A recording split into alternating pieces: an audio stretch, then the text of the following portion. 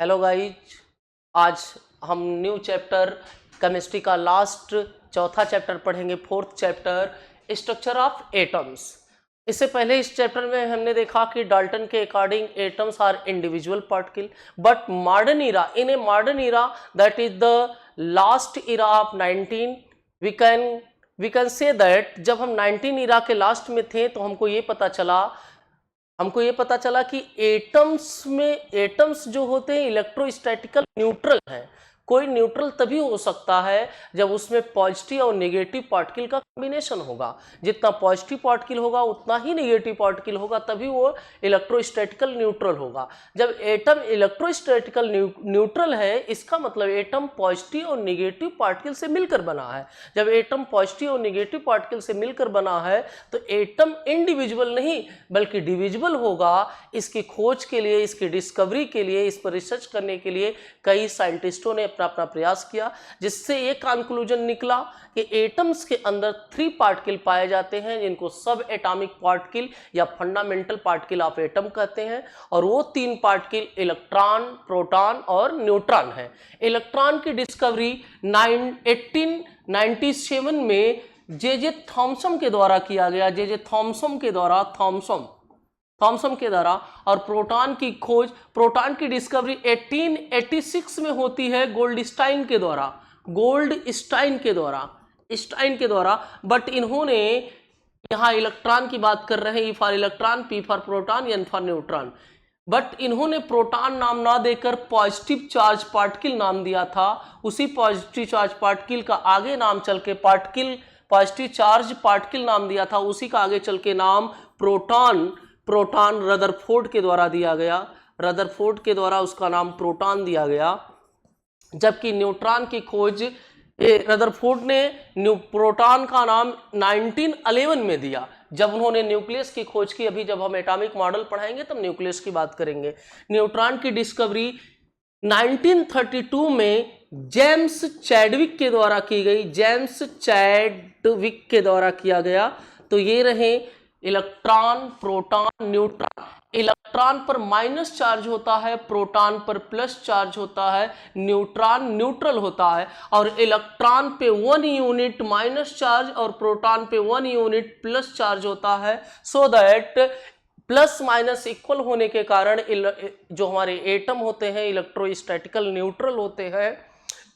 इस प्रकार हमको ये पता चलता है कि एटम के अंदर 3 पार्टिकल्स होते हैं, इलेक्ट्रॉन, प्रोटॉन, न्यूट्रॉन, और इनकी डिस्कवरी हो गई। अब इन एटम के अंदर ये जो तीनों पार्टिकल हैं कहां पर है, ये जानने के लिए, that is the structure of atom जानने के लिए कई साइंटिस्ट ने अपने अपने रिसर्च, अपने अपने एक्सपेरिमेंट किए। इन एक्सपेरिमेंट से जो भी जानकारी, इंफॉर्मेशन मिली, उन्होंने उसको पब्लिश किया, जिसको नाम दिया गया एटॉमिक मॉडल्स। और हमको 3 एटॉमिक मॉडल्स पढ़ने हैं, Thomson atomic model, Rutherford atomic model and Bohr atomic model.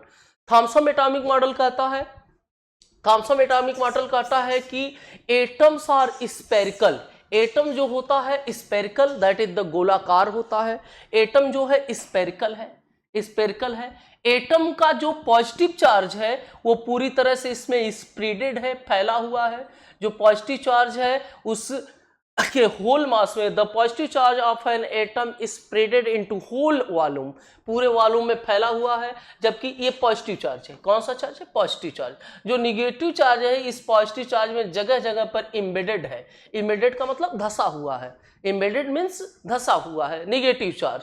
और इन्होंने ये बताया एटम्स आर इलेक्ट्रोस्टैटिकल न्यूट्रल होते हैं। जे थॉमसन ने अपने मॉडल में, जे थॉमसन का मॉडल 1905 में आता है, इन्होंने बताया कि एटम का पॉजिटिव चार्ज एटम के अंदर स्प्रेडेड रहता है, निगेटिव चार्ज एटम में जगह जगह एम्बेडेड रहते हैं। ठीक उसी तरह जिस तरह वाटरमेलन में लाल भाग जो हम खाते हैं पूरी तरह से स्प्रेड रहता है और उसके बीज, उसके सीड जगह जगह धसे होते हैं, ठीक उसी तरह किसी एटम का पॉजिटिव चार्ज फैला होता है, नेगेटिव चार्ज एम्बेडेड होता है। So that Thomson model is also called watermelon model. But Thomson द्वारा ये जो प्रपोजल दिया गया, ये प्रपोजल पूरी तरह से फेल था। जब रदरफोर्ड का मॉडल आता है तो रदरफोर्ड मॉडल उन्होंने एक एक्सपेरिमेंट किया, उस एक्सपेरिमेंट का नाम था अल्फा पार्टिकल स्कैटरिंग एक्सपेरिमेंट। इस एक्सपेरिमेंट में उन्होंने क्या किया, गोल्ड या सिल्वर की पतली प्लेट ली जिस पर अल्फा पार्टिकल की बम्बारमेंट की, अल्फा पार्टिकल पॉजिटिव थी। सपोज करिए, देखिए यहां पर सपोज करिए ये एटम है, इतना बड़ा एटम होगा नहीं लेकिन मैंने इतना बड़ा बना दिया है दिखाने के लिए। अब भाई इस पर अल्फा पार्टिकल भेजी गई तो a number of maximum alpha particle across the atom. जब भाई अल्फा पार्टिकल पॉजिटिव है, जब अल्फा पार्टिकल अक्रॉस कर रही है, there are certain alpha particle deflected in its path, कुछ अपने पास से डिफ्लेक्टेड हुई और कुछ अपने पास में रिटर्न कर गई, कंबाउंस कर गई। तो यहां से उन्होंने 3 कंक्लूजन निकाला कि जब मैक्सिमम अल्फा पार्टिकल क्रॉस कर रही है दैट इज एटम का होल अमाउंट क्या है, इम्पटी है, एटम का पॉजिटिव चार्ज स्प्रेटेड नहीं है। और ऐसे अल्फा पार्टिकल जो अपने पास से डिफ्लेक्टेड कर गए, इससे ये पता चलता है कि एटम में पॉजिटिव चार्ज है बट वो स्प्रेड नहीं है। और एक रेडिएशन अल्फा पार्टिकल या अल्फा रेज जो सेंटर पर डाली गई वो अपने ही पाथ से कम बैक कर गई। इससे ये कंक्लूजन निकला, the whole positive charge of an atom centralised to the centre which is called nucleus. इन्होंने ये बताया एटम का पॉजिटिव चार्ज उसके सेंटर में होता है जिसको न्यूक्लियस नाम दिया गया, और न्यूक्लियस में पॉजिटिव चार्ज प्रोटॉन के कारण होते हैं। तो यहीं पर रदरफोर्ड ने पॉजिटिव चार्ज का नाम प्रोटॉन रखा। So that Rutherford is also called father of nuclei और न्यूक्लियस। अब इसके बाद रदरफोर्ड अपना एटॉमिक मॉडल देते हैं। रदरफोर्ड अपने एटॉमिक मॉडल में कहते हैं the positive charge of an atom centralised to the centre of the atom which is called nucleus. In nucleus proton and neutron are situations. Nucleus के अंदर proton और neutron होता है, जबकि इलेक्ट्रॉन, सपोज करिए न्यूक्लियस यहां मैं बना दे रहा हूं, इन्होंने बताया न्यूक्लियस के बाहर चारों पाए जाते हैं। There are certain circular path around the nucleus at which electrons are resolved, जिस पर इलेक्ट्रॉन क्या करते हैं, मोशन करते हैं या रिजॉल्विंग करते हैं। ठीक उसी तरह जिस तरह सन सेंटर में होता है और प्लेनेट सन सेंटर में होता है और प्लेनेट इसके चारों तरफ मोशन करते हैं, ठीक उसी तरह किसी एटम में न्यूक्लियस सेंटर में होता है और इलेक्ट्रॉन इसके चारों तरफ रिजॉल्विंग करते हैं। इसीलिए रदरफोर्ड के एटॉमिक मॉडल को सोलर प्लेनेटरी मॉडल भी कहा जाता है। This model is also called solar planetary model. इन्होंने अपने मॉडल में ये बातें बताई, बट इनका मॉडल फेल कब होता है, जब भाई इलेक्ट्रॉन सर्कुलर पाथ पर मोशन कर रहा, तो इलेक्ट्रॉन एक चार्ज पार्टिकल है। जब आप आगे की क्लास में 11th में जाएंगे तो आपको बताया जाएगा मैक्सवेल थ्योरी। मैक्सवेल के अकॉर्डिंग जब कोई चार्ज पार्टिकल सर्कुलर पाथ पे मोशन करता है तो अपनी एनर्जी को एमिट करता है। एनर्जी को जब वो एमिट कर रहा है तो जाहिर सी बात है उसके एनर्जी में कमी आएगी, उसकी एनर्जी धीरे धीरे लॉस होने लगेगी। जब एनर्जी लॉस करता जाएगा तो एक दिन उसकी एनर्जी पूरी तरह से समाप्त हो जाएगी। ऐसा टाइम पीरियड आएगा जब एनर्जी इलेक्ट्रॉन की समाप्त हो जाएगी।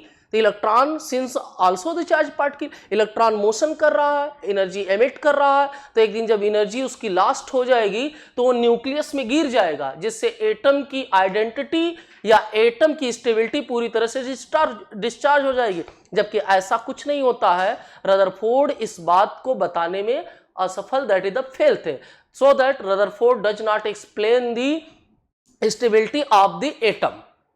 और भाई न्यूक्लियस के बाहर जब ऑर्बिट है, कितनी ऑर्बिट होंगी, the number of orbit found around the nucleus Rutherford does not explain.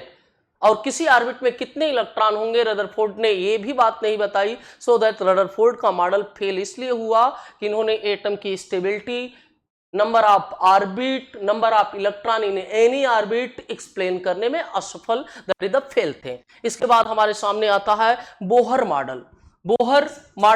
Bohr का कंप्लीट नाम नील्स बोहर है। नील्स 1913 में रिप्रेजेंट किया, 1930 में रिप्रेजेंट किया।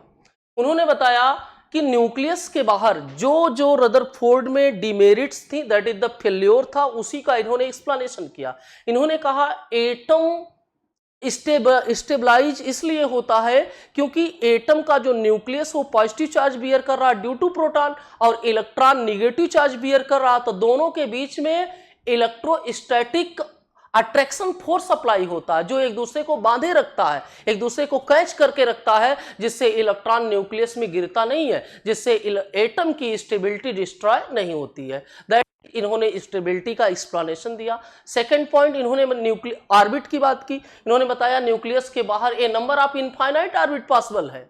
ठीक उसी तरह आपके स्कूल में कई क्लास है, लेकिन आप सभी क्लास में जाके बैठ नहीं सकते, आपकी एक क्लास स्पेशल होगी 9th की।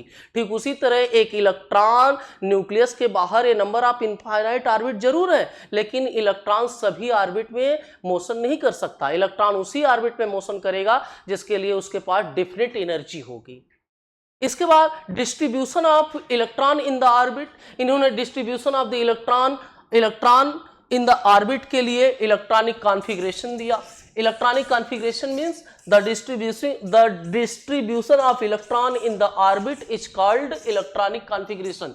किसी ऑर्बिट में कितना इलेक्ट्रॉन होंगे इसको फिल करने के लिए इन्होंने एक रूल दिया जिसको बोहर इलेक्ट्रॉनिक कॉन्फ़िगरेशन कहते हैं। According to Bohr electronic configuration the maximum number of electron in any orbit 2n² where n is the number of orbit, n equal to 1 that is the first orbit. अब देखो n हम रख रहे हैं तो 2 × 1 n equal to 1 रख रहे हैं, 1 का स्क्वायर 2, दैट इज पहली ऑर्बिट में 2 इलेक्ट्रॉन मैक्सिमम होंगे, मिनिमम 1 भी हो सकता है लेकिन मैक्सिमम 2 की बात 2 होंगे। दूसरी ऑर्बिट में n इक्वल टू 2 रखोगे तो 2 × 2 का स्क्वायर दैट इज द 2 × 2 = 4 2 × 8, दूसरी ऑर्बिट में 8 इलेक्ट्रॉन होंगे। इसी तरह तीसरी ऑर्बिट करोगे 2 × 3 का स्क्वायर, 3 का square 2 × 9 that is the 18, third orbit में 19 इलेक्ट्रॉन होंगे। इसी तरह फोर्थ ऑर्बिट में 32 इलेक्ट्रॉन होते हैं। तो इलेक्ट्रॉनों को डिस्ट्रीब्यूशन से लेकर इन्होंने एक रूल दिया जिसको हम इलेक्ट्रॉनिक कॉन्फ़िगरेशन बोलते हैं। इलेक्ट्रॉनिक कॉन्फ़िगरेशन के बाद हम चलते हैं बैलेंसी की तरफ। बैलेंसी क्या होती है बच्चे? जब हम इलेक्ट्रॉनिक कॉन्फ़िगरेशन करते हैं तो सबसे आउटर मोस्ट ऑर्बिट, सबसे बाहर की ऑर्बिट को आउटर मोस्ट ऑर्बिट बोलते हैं।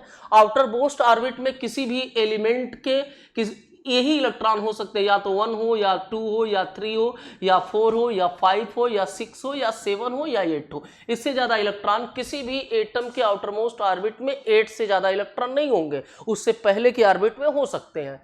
अगर किसी के एटम के आउटर मोस्ट ऑर्बिट में 8 इलेक्ट्रॉन है तो वो एटम स्टेबल होता है। अब ऐसे एटम जो अनस्टेबल है, स्टेबल होने के लिए ऐसे एटम जिनके आउटर मोस्ट ऑर्बिट में 8 इलेक्ट्रॉन नहीं होते वो अनस्टेबल होते हैं। वो अपने आप को स्टेबल करने के लिए इलेक्ट्रॉन को लूज या गेन करते हैं। द नंबर ऑफ लूजिंग और gaining electron is called valency. जितने इलेक्ट्रॉन को वो लूज करेगा या गेन करेगा वही उसकी बैलेंसी कहलाती है। अब जैसे 1 2 3 वाले ऑलवेज लूज करते हैं, अगर 1 आउटर मोस्ट में है तो बैलेंसी 1 होगी, 2 लूज करेगा तो बैलेंसी 2 होगी, 3 लूज करेगा तो बैलेंसी 3 होगी। 5 6 7 वाले ऑलवेज गेन करते हैं तो इतना गेन करेगा कि 8 हो जाए, तो 5 है तो 3 गेन करेगा तो बैलेंसी 3 होगी, 6 है तो 2 गेन करेगा बैलेंसी 2 है, 7 है तो 1 गेन करेगा, 4 पर बैलेंसी 4 ही होती है। बैलेंसी मीन्स होता है the tendency of an atom to combine with another atom. एक एटम दूसरे एटम से किस तरह कंबाइन करता है, कंबाइन करने की जो टेंडेंसी होती है उसी को हम बैलेंसी कहते हैं। और बैलेंसी के बेस पर हम इलेक्ट्रॉनिक कॉन्फ़िगरेशन कर लेते, इलेक्ट्रॉनिक कॉन्फ़िगरेशन के बेस पर हम बैलेंसी निकाल लेते हैं और बैलेंसी के हेल्प से हम बॉन्ड का फॉर्मेशन करते हैं। बॉन्ड आपके चैप्टर में नहीं दिया गया है, आपके चैप्टर में बैलेंसी तक था, तो मैंने बैलेंसी एटम का structure, electron proton neutron, atom के अंदर पाए जाने वाले इलेक्ट्रॉन प्रोटॉन न्यूट्रॉन पे charge, electron minus charge, proton plus charge, neutron neutral होता है, Thompson model, Rutherford model, alpha particle scattering experiment, इसके बाद बोहर का atomic model. Electronic configuration that is the distribution of electron बताया। Valency क्या होती है मैंने बैलेंसी बताया। तो इसी के साथ आपका चौथा चैप्टर समाप्त होता है। Thank you so much.